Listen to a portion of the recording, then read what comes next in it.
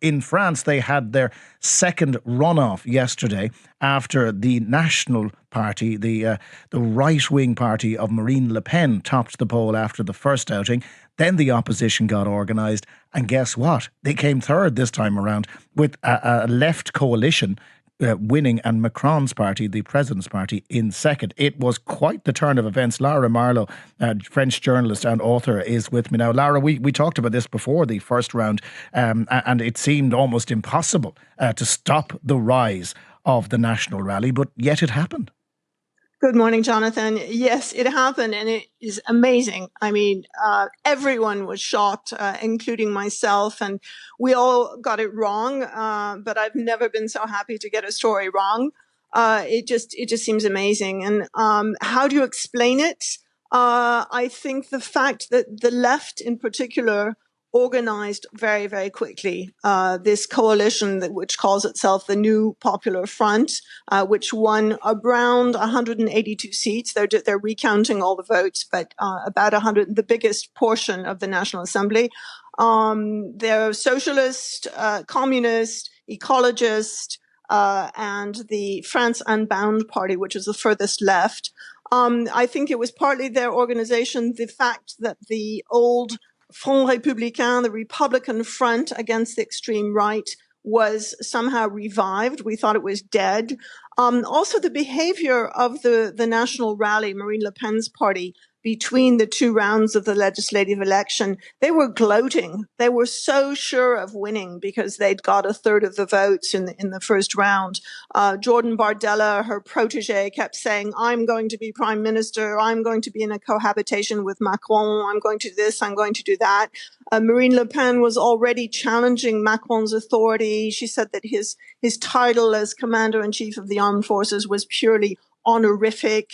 I think that really rubbed people the wrong way. Also, the coverage of it, the national rally this morning is blaming the media for their loss and what Bardella called an alliance of dishonor. They've sort of, basically the line is they were cheated out of their victory. But the coverage of the RN candidates during the campaign showed how racist they were. There were a lot of quotes that came out about, even an anti-Semitic one, but mostly about Arabs and blacks. An RN couple in Montargis near central France who told their black neighbor, a nurse, to get back in her kennel. I mean, horrific stuff that just kept coming out. And I think it woke people up, and they just said, well, is this really what we want? And then finally, another factor which I think may have been important is that the left-wing coalition, the New Popular Front, is very pro-Palestinian. And they said they will recognize Palestine. I think that there's an undercurrent of pro-Palestinian feeling in France, despite the fact that the government and all the other parties are very, very pro-Israeli. And I think that also played a role. There were Palestinian flags on the Place de la République last night, for example. It will be interesting to see the age demographic, if we do get it, of who voted and for whom, because it seems to be a particular concern that younger French voters were being drawn to the right wing of French politics. But what was particularly interesting was the Jean-Luc Mélenchon, the leader of this effective right-wing, or left-wing group, or rather, they engaged in tactical voting. They withdrew candidates. Yes. And that seems to have made a huge difference. Absolutely. There were 224 candidates who pulled out of the race in voting districts where there were 3 candidates or more. There were even 4 in some districts. And that made all the difference. And the left actually pulled out in far more races than the right. There were 120 left-wing candidates who pulled out, and about 84, center and right-wing candidates who pulled out to make this tactical voting work. And it was extremely effective. And this is why, the national rally is screaming, this is unfair, this is cheating, this is an aberration, so on and so forth. But there are a lot of calls for reform of the voting system. To a first past the post, one round system, which would also help the national rally. And I must say, even though there's a great joy on the part of the opponents of the extreme left last night and today, there is in the back of everyone's mind the fact that the presidential election will be with us in 3 years. Macron cannot stand again. Not that I think he would be elected. He's extremely unpopular.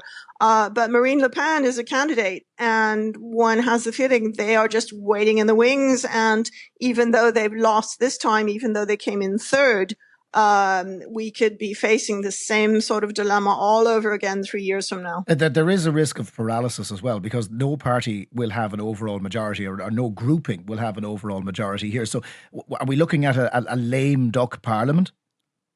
That is the worry. What happens next?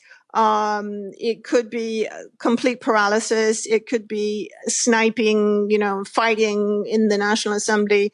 I mean, it has been pointed out that the National Rally and the left-wing coalition together do have an absolute majority. Now, there are sworn enemies. They're on opposite ends of the spectrum, of the political spectrum. But if they got together to demand that Macron resign, for example, they would have enough deputies to do it. Now, the epicenter of French politics is shifting from the Élysée to the National Assembly. Macron must name a prime minister. And he said, since last night, he said he's going to wait to see how the National Assembly will structure itself before choosing his prime minister. Mélenchon wants to be prime minister. He is rejected by a very large number of people. He's really a sort of repellent kind of figure for so many voters. To draw a comparison, Lara, sorry to cut across you, he's kind of a Corbyn-esque figure, isn't he? Yeah, he's accused of anti-Semitism the way that Jeremy Corbyn was.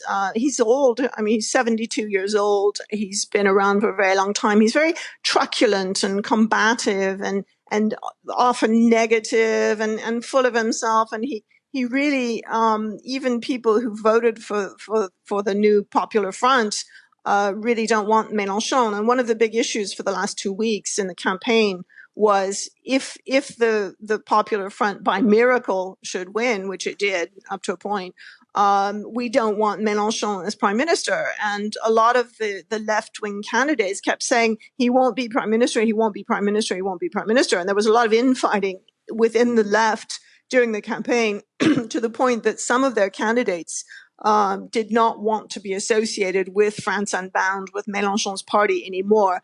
I don't think he can be prime minister. I don't think Macron in a million years would name Mélenchon prime minister, but he's certainly demanding it.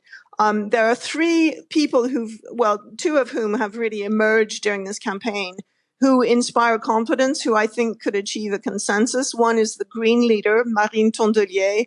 She's 37 years old, very impressive woman, and she was all over the radio and television and giving interviews and talking. In the beginning, she was very, very upset after the first round, but she was brilliant. Raphael Glucksmann, who's a socialist, who's a member of the European Parliament, who's very charismatic, very articulate. He has a very wide following.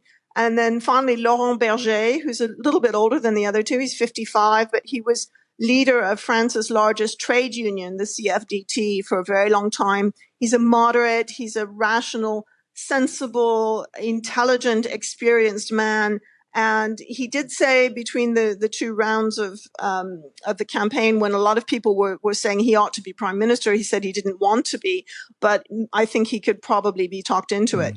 An interesting point from one of our listeners. First Past the Post saw the right lose in the UK, and First Past the Post would have seen the right wing win in France, which is an interesting point. And one other listener has pointed out, delaying and denying people's political choice isn't a good idea in the long run. People voted accordingly in huge numbers, million more votes than for any other parties, only to see the far left loonies, the largest party, thanks to Macron's awful idea to hold this election. It will empower Le Pen's party. It may. It certainly strengthens their grievance that they're being kept out of power by this strange combination alliance of people who have nothing other in common than the fact that they oppose the extreme right.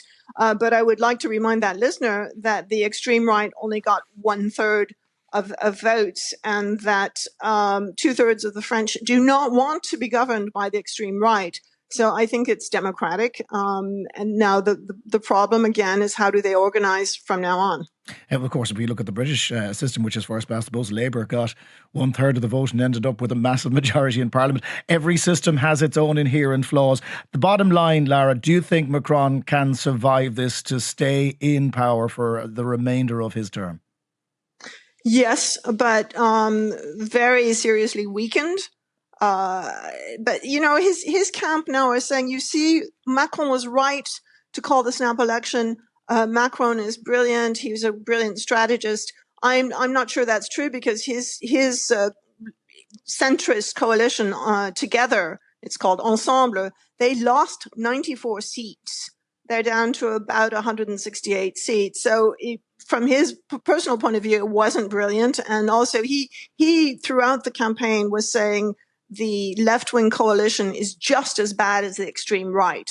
And this has proven that French people don't think so. They're not the same thing. They're not extremist in the same way that the far right is. Although, you know, at Marine Le Pen's at the headquarters near the Chateau de Vincennes last night, they were shouting terrorist when Mélenchon came on television.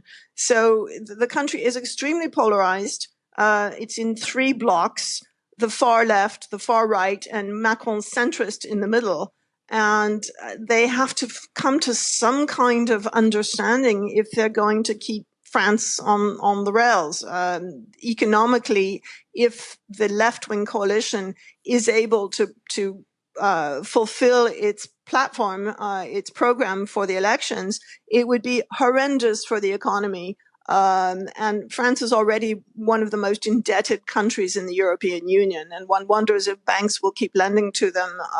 How is this going to work out? I mean, the left want to raise the minimum wage to €1,600 a month from €1,400 a month.